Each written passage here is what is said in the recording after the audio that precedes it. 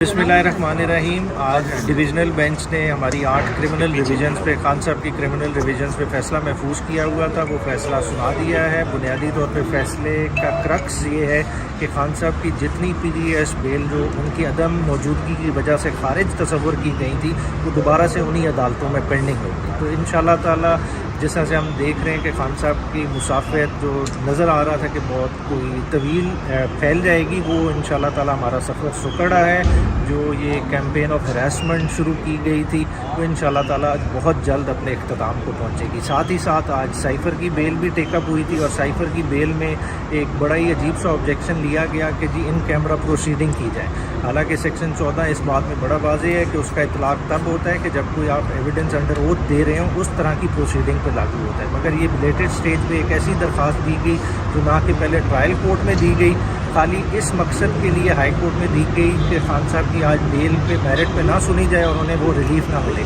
क्योंकि अगर आज जिस तरह से ये इन बेलों का फ़ैसला आया, डीम टू बी पेंडिंग है, अगर आज ये साइफ़र की बेल का फ़ैसला हो जाता तो इन्हें खान साहब को छोड़ना पड़ता। तो ये इनके सारे डिलेइंग टैक्टिक्स हैं, ये सबको नज़र आ रहा है और खान साहब की लीगल टीम इसको भरपूर रजिस्ट कर रही है और इंशाअल्लाह ताला कौम बहुत जल्द देखेगी कि ये जो एक इंतकामी कार्रवाइयों का सफ़र है ये बहुत जल्द एंड होगा। आज के जो केसेस थे उनके हवाले से अपडेट देना चाहूँगा। गुजारिश ये है कि एक तो आज साइफर केस की जमानत जो है उसकी दरख्वास्त आज इस्लामाबाद हाई कोर्ट में लगी हुई थी और आप ये देख लें कि 15 अगस्त से खान साहब को इस केस में गिरफ्तार किया गया है और पहले नीचे डिले टैक्टिक्स की गई और जमानत के ऊपर कभी जज साहब छुट्टी पर हैं और कभी प्रोसिक्यूशन जो है वो अवेलेबल नहीं है, सुप्रीम कोर्ट में है।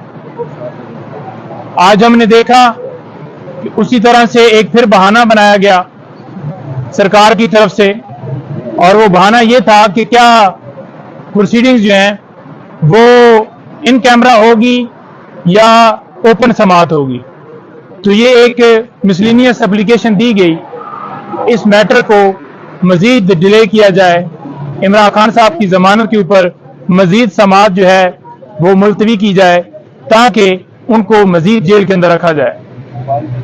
हमारी तरफ से ये पूरी इस्तदा की गई इस बेल के ऊपर समाअत कर ली जाए, जो भी फैसला करना है दरखास्त के हवाले से वो भी कर लिया जाए। अगर आप इन कैमरा करना चाहते हैं और ये चाहते हैं कि लोग जो हैं वो बाहर निकल जाएं तो हमें कोई इतराज नहीं है, लेकिन जो भी फैसला करना है वो भी कर दिया जाए। लेकिन इस बात के ऊपर भी फैसला महफूज कर लिया गया जैसा कि पहले फैसले महफूज हैं। 9 बेल जो इमरान खान साहब की जो नीचे से खारिज हुई थी उनके ऊपर भी समाअत जो है वो जो लास्ट हियरिंग हुई थी और फैसला महफूज हुआ था वो भी आज 12:30 बजे है। लेकिन खान साहब के हवाले से हमने जो दरखास्त दी है कि जो खान साहब की स्पेशली हेल्थ के हवाले से और उनको वॉक करने की इजाज़त नहीं है, उस हवाले से जो हमने आज दरखास्त जो है वो इस्लामाबाद हाई कोर्ट से रजू किया है और उसमें हमने ये इस्तदा की है कि किसी कानून के तहत, किसी जेल मैनुअल के तहत, किसी प्रोसीजर के तहत किसी के ऊपर पाबंदी नहीं लगाई जा सकती कि वो वॉक ना कर सके, वो चल ना सके। तो ये एक उनके ऊपर इमरान रियाज खान की तरह ये ऐसा जो है वो ट्रीट किया जा रहा है कि उनको मेंटली टॉर्चर किया जा रहा है और उनकी जान को शदीद खदशात है। और ये कंसर्न्स हमने हाई कोर्ट के सामने पहले भी रखे। 2 महीने हो गए कि हमारी दरखास्त के ऊपर जो हेल्थ के हवाले से जो है महफूज खाने के हवाले से वो फैसला नहीं दिया जा सके। एक दफा डॉक्टर साहब मिले हैं लेकिन उन्हें भी चेकअप करने की इजाजत नहीं दी गई और आपने देखा कि 2 महीने के बाद ये दरखास्त जो है डिसाइड होती है कि इमरान खान साहब को अडयाला जेल शिफ्ट किया जाए।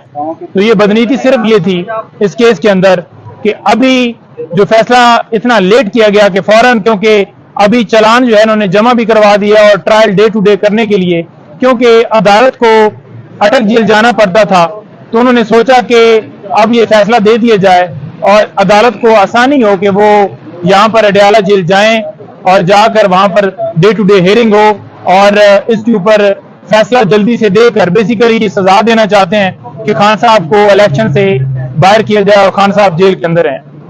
तो वो जो मामला हमने हाई कोर्ट में उठाया है, इंशाल्लाह हमें पूरी उम्मीद है कि उसके ऊपर कार्रवाई की जाएगी और जो प्रोटेक्शन है जो हमने मांगी है वो मिलेगी और महफूज खाने के हवाले से हमारी सदा मंजूर होगी। अच्छा, दीगर दरखास्तें वो भी पेंडिंग है हमारी इस्लामाबाद हाई कोर्ट में, जिनके ऊपर अभी तक डिसीजन नहीं आ रहा। एक बड़ी अहम नौयत की दरखास्त और हमारी आई लगी हुई थी। वो दरखास्त क्या थी? वो दरखास्त ये थी कि इमरान खान साहब फॉर एग्जाम्पल साइफर केस के अंदर उनकी जमानत होती है तो किसी और मुकदमे में वो गिरफ्तार किया जाएगा। आपको पता है कि कभी 3MPU के तहत, कभी किसी मुकदमे में नॉमिनेट करके, और इससे पहले PTI के लीडरान को इसी तरह से उठाया गया, वर्कर्स को उठाया गया। तो ये प्रोसेस जो है रोका जाए और खान साहब की जो प्रोटेक्शन है किसी भी मुकदमे में गिरफ्तारी से रोका जाए। तो उसके ऊपर बाकायदा तौर पर सरकार से जितने डिपार्टमेंट जिनको हमने पार्टी बनाया था उनको जो है उनसे रिपोर्ट्स मांग ली गई हैं कि तमाम मुकदमात की तफसीलात दी जाएं और 17 तारीख के लिए वो जो मैटर है वो फिक्स किया गया है। और हमें पूरी उम्मीद है कि जो ही खान साहब की साइफर केस के अंदर बेल होगी तो प्रोटेक्शन जो है वो हर सूरत मिलनी चाहिए, वो उनका आईनी हक है। जो आइन का आर्टिकल 10A है वो वाज़ेह तौर पर उसके ऊपर बेशुमार सुप्रीम कोर्ट की मिसालें मौजूद हैं कि फेयर ट्रायल ड्यू प्रोसेस जो है वो किया जाना चाहिए। इमरान खान साहब को आज डिस्ट्रिक्ट कोर्ट में पेश करना था, उसके ऊपर हम देख रहे हैं कि सिक्योरिटी के बहाने जो है लास्ट डेट के ऊपर भी बनाए गए। हालांकि मुअज़्ज़ज़ अदालत ने वाज़ेह तौर पर डायरेक्शंस दी थी कि SSP साहब जो हैं वो सिक्योरिटी के इंतजाम जो हैं यकीनी बनाएं। लेकिन हमने ये भी देखा कि लास्ट टाइम ये बहाना बनाया गया और आज भी हमने कल से कोई ऐसी मूवमेंट नहीं देखी कि ये खान साहब को पेश करने के हवाले से कुछ अच्छी नीयत रखते हैं। डर सिर्फ इमरान खान साहब की तस्वीर से है, डर सिर्फ उनकी वीडियो से है कि वो सामने आएगी। क्यों नहीं पेश किया जा रहा? क्यों उस वक्त जमान पार्क में ऑपरेशन किया गया पेश करने के हवाले से कि खान साहब को पेश किया जाए, और फिर हम ये कह रहे थे कि सिक्योरिटी खदशात हैं, हम ये कह रहे थे कि उनके ऊपर कातलाना हमला हुआ है, वो बेड रेस्ट पे हैं, उसके बावजूद जबरदस्ती व्हील चेयर के ऊपर आपने देखा कि खान साहब पेश होते रहे। और आज ये जो बहाने हैं ये मुसलसल बनाए जा रहे हैं। इंशाल्लाह हमें पूरी उम्मीद है, अदालत से हमने रजू किया हुआ है कि इंसाफ होगा और तमाम दरखास्तों के ऊपर जल्दी फैसला होगा। थैंक यू जी। एक चीज बताइएगा, खान साहब के खिलाफ साइफर केस में गवाहों के बयानात लिए गए, वो बयानात लेते हुए क्या खान साहब के सामने या खान साहब के वकला को एतमाद में लेकर या उनके सामने लिए गए, या वो भी जो है वो बयानात? देखिए, जो 164 की स्टेटमेंट है ना जी, उसका प्रोसेस ये है कि वो जो है एक तो बिल्कुल उस बंदे के ऊपर दबाव नहीं होना चाहिए। यानी कि अगर वो बंदा बयान दे रहा है, एक तो वो कोई एक्यूज है इस मुकदमे में, तो वो बिल्कुल विदाउट प्रेशर होना चाहिए। दूसरी